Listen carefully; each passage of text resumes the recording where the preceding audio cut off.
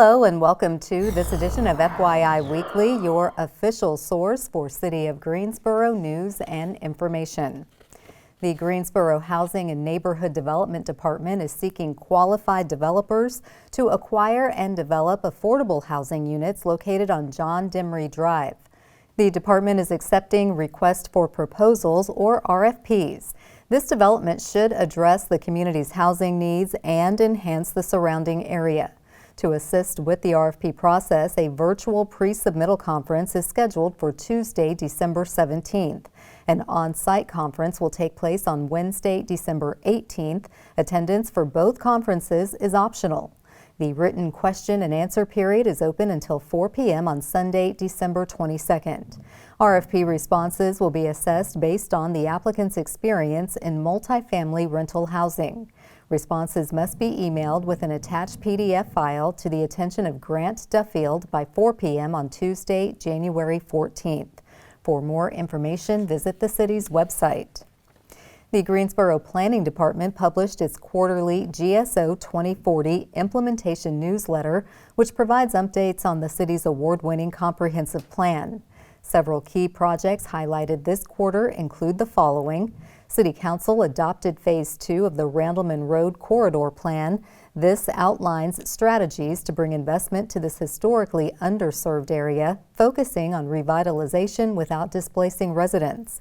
After months of planning, the city hosted a groundbreaking on the site of the future Windsor-Chavis-Noco Community Complex. This 65,000 square foot facility will provide numerous city services, including a public recreation center, library programs, swimming pools, and park amenities. The community attended public input workshops to learn more and share ideas about the South Greensboro planning process. Last but not least, the lofts at Elmsley Crossing opened. This adds to the much-needed affordable housing stock to accommodate the city's continued growth.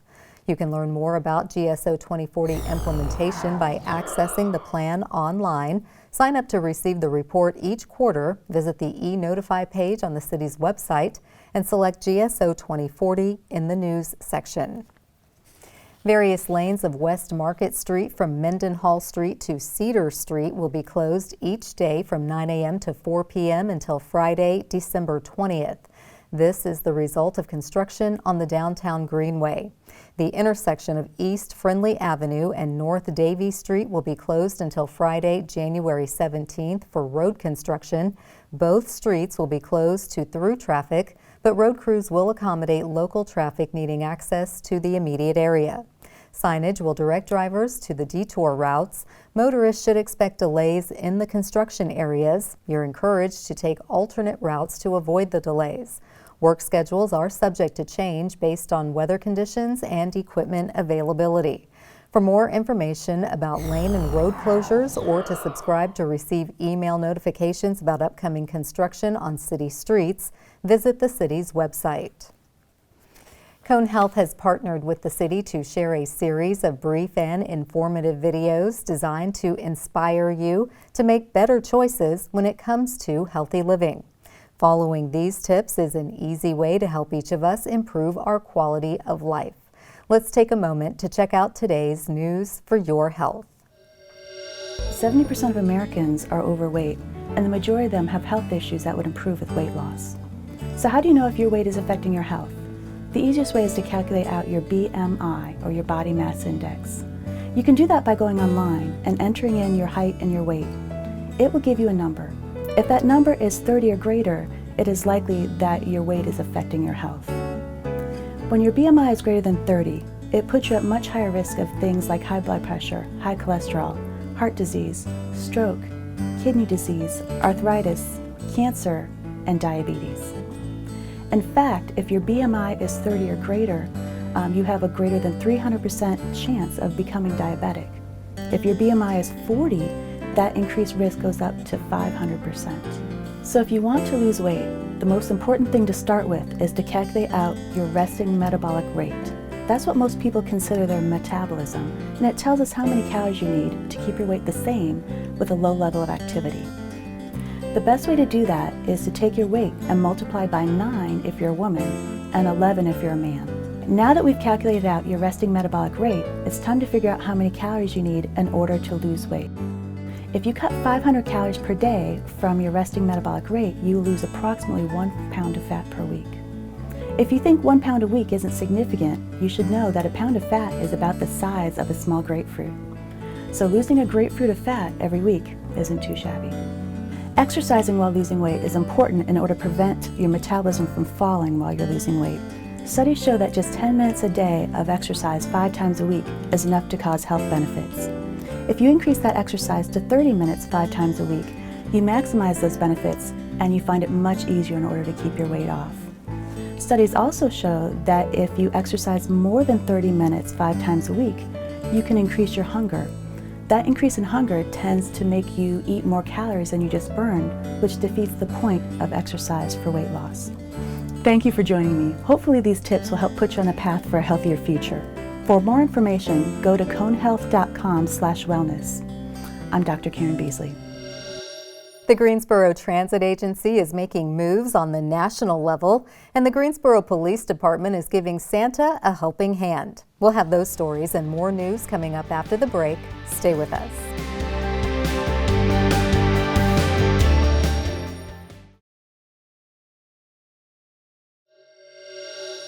Welcome back. Greensboro Transit Agency Director Reginald Mason has been tapped to serve a second term on the American Public Transportation Association, or APTA, Board of Directors. In addition, Mason has been appointed as the at-large small-size system representative on the association's Public Transportation CEO Coordinating Council. Mason brings more than 28 years of experience in public transit to both leadership positions. He previously served on the APTA Executive Committee and has been recognized for his expertise in transit policy and operations.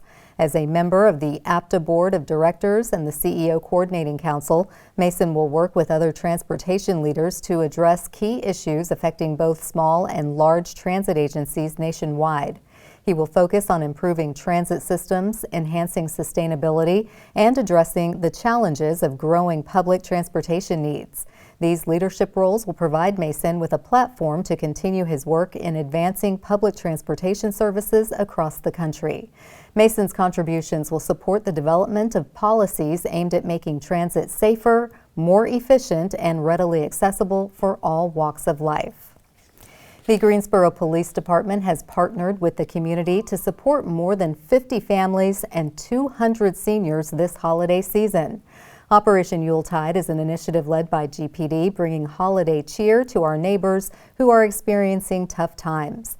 The Operation Yuletide kickoff event will take place on Wednesday, December 11th at 5:30 p.m. at the District 3 warehouse on South Swing Road.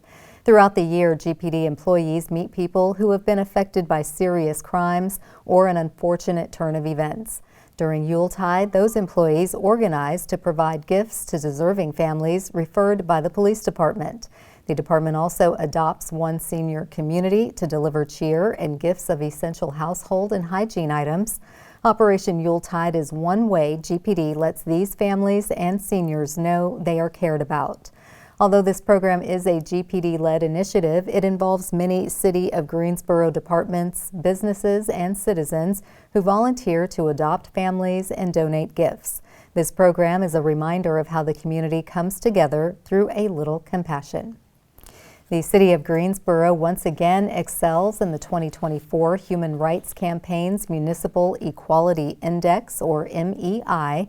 This marks the fourth consecutive year the city received a perfect score of 100 points for this national report card. The MEI examines the laws, policies, and services of municipalities and rates them in 5 categories on the basis of their inclusivity of lesbian, gay, bisexual, and transgender LGBT people who live and work in the city.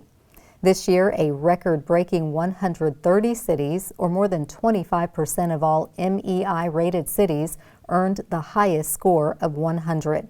The City of Greensboro scored highest among the following index categories: non-discrimination laws, municipal services, law enforcement, and leadership on LGBTQ+ equality.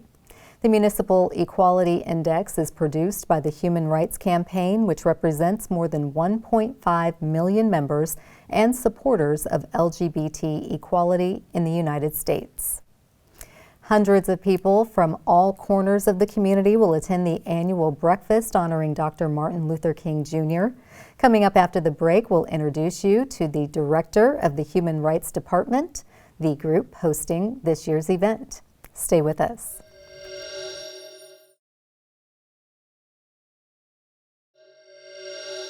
Welcome back to FYI Weekly. It's an annual tradition for the city of Greensboro to honor the memory of Dr. Martin Luther King Jr. by hosting a breakfast. This marks the 39th year. Joining me now to give us a preview of the event is Dr. Love Jones. She is the Director of the Human Rights Department. Hello, Dr. Jones. Welcome back. Hi, Carla. Thanks for having me. Well, always good to see you. Likewise. So, thank you. 39 years is so impressive to be able to have an event year over year. So tell us, what is the secret to the longevity of being able to host the event that focuses on Dr. King's legacy? I think that when you consider the fabric of Greensboro as a historically activist town, as a place that's the site of the sit-in movement, we know that we live in a community where social justice, human rights work is paramount to just the history of the city. And so then putting that on the backdrop of the work of Dr. Martin Luther King, I think it's a no-brainer that people understand how critical it is to uplift that legacy year after year. And it also helps, I think, the community remain connected to their purpose and their efforts that support that work that started with Dr. King. Fantastic. And the Human Rights Commission plays a big role in this event. Tell us about their mission, being that this group falls under your department. So the mission of the Human Rights Commission is to promote community harmony by way of looking at the experiences of marginalized populations, examining those barriers more closely, whether it be by way of process and procedure or even just community mindset.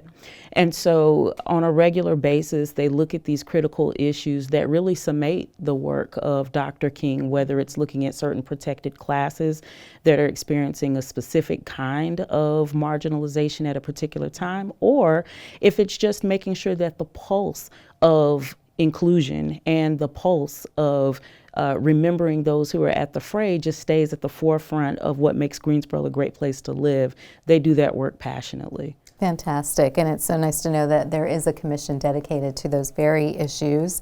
And this year's speaker, Dr. Marcus Gause, is the principal of Dudley High School. Yes. How does his work support Dr. King's legacy? Well, first, if we just talk about the field of education, we know that there is a lower presence of minority males.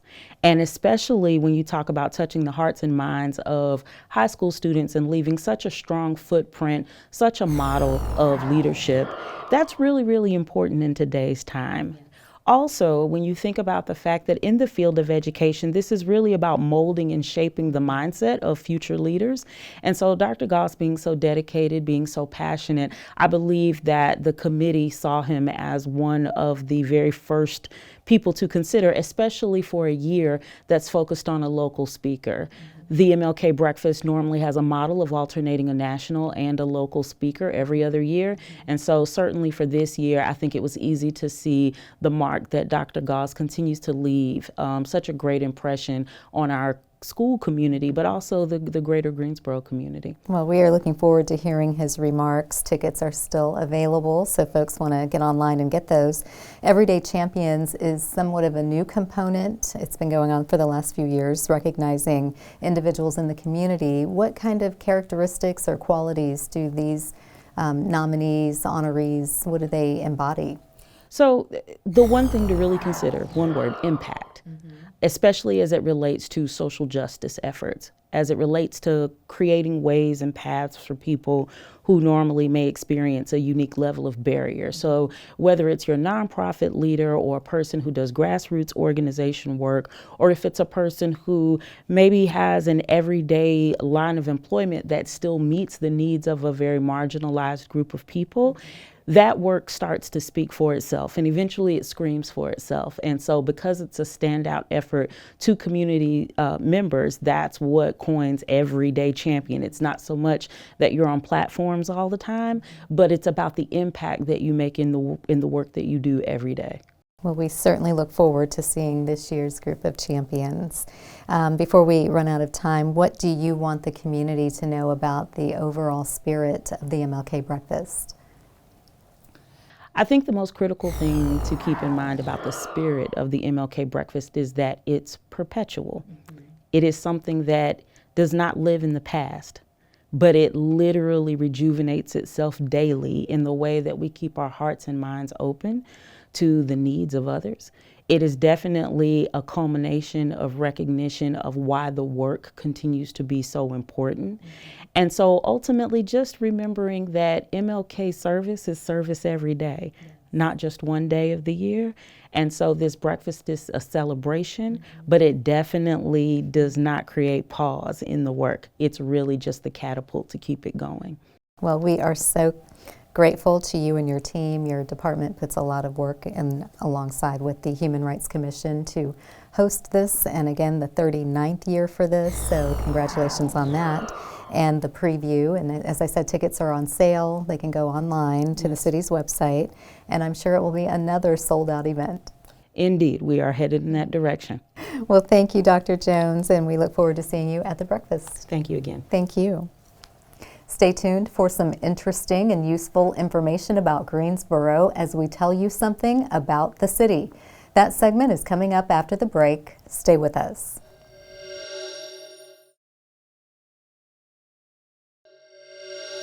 Welcome back to FYI Weekly.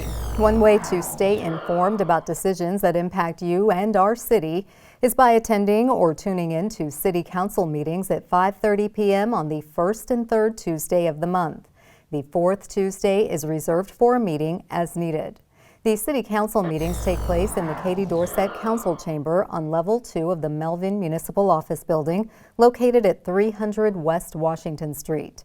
The public is allowed in person, but only in a limited capacity. Those who choose not to be in the building can participate virtually.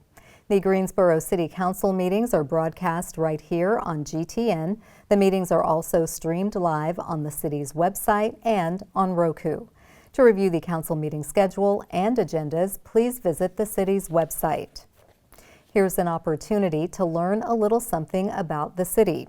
If your home was built prior to 1986, you may have received a letter from the city of Greensboro stating the material of your water service line pipe is unknown. There's no need to be alarmed by the letter. The city simply wants to determine if your water pipes are galvanized or made of copper or lead. The city is taking inventory of all service line materials in order to meet EPA requirements and will pay to replace any residential water service pipes made of lead. Check the pipe entering your dwelling through the wall or foundation. This is located at the main water shutoff valve to your home, sometimes found underneath your home or inside of a closet. If you know your service line material or have documentation from a plumber or other professional, please take a few minutes to complete the survey on the city's website. Enter your service address and simply follow the instructions. If you do not have internet access or you prefer a hard copy survey to be mailed, please call the contact center to submit a request. Coming up after the break, we'll showcase our department spotlight, but first, prepare to mark your calendars for the places to go and things to do on the town. I'm Dave, and here's some upcoming holiday events on the town. Greensboro Ballet's The Nutcracker has been a holiday tradition for triad families for more than 40 years. This year's performances at the Carolina Theater feature the ballet's first Nutcracker Orchestra, comprised of live musicians. The 5-show run begins December 12th. Visit carolinatheater.com for tickets. The Greensboro History Museum hosts Homeschool for the Holidays, Mouse Hunt Adventure on December 13th. Homeschooling families and co-ops can explore the galleries to discover mischievous mice, dive into the history of the holidays, and experience a special snowflake activity.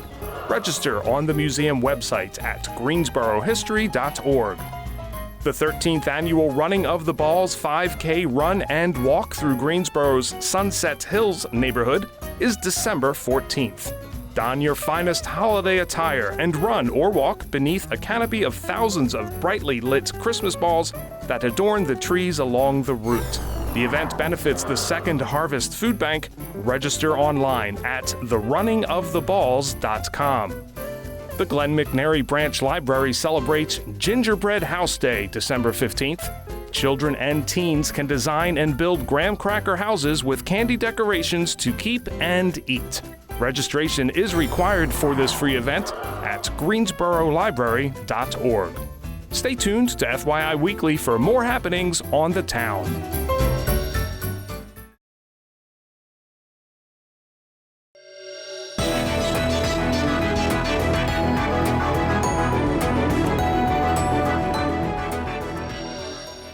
Welcome back. The City of Greensboro has more than 20 departments and several divisions committed to serving you, our residents and visitors. Let's go behind the scenes in our department spotlight. Creative Greensboro's Sustaining Creativity Community Partnership Grants program continues to thrive. The city awarded $285,000 to 15 local arts and culture nonprofits. The financial support funds general operations for organizations that offer creative programming. The funding supplements $1 million of in-kind support the city provides annually to 18 additional nonprofit groups housed in the Greensboro Cultural Center. Chief Creative Economy Officer Jocelyn Boone said creative nonprofits are vital to the overall vibrancy of our local economy. Supporting the arts allows job creators and entrepreneurs to exist, which are major assets to our city. Each grant recipient received between $10,000 to $25,000. The money must be spent by June 30th. 4 organizations received an additional $5,000 bonus for excellence in creative vibrancy or community benefit. The Sustaining Creativity Community Partnership Grants program is a significant example of the city's commitment to the local creative economy. To review the list of grant recipients, visit Creative Greensboro on the city's website. Coming up after the break is our Way to Go GSO shout out. Stay with us.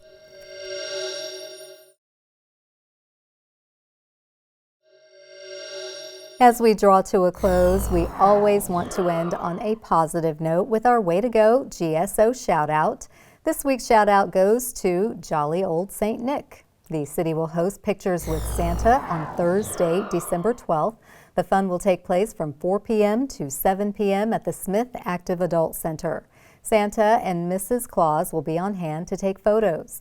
Admission is free with a donation of 4 non-perishable food items going to the Blessed Table, or $5 per picture, which will be printed on site.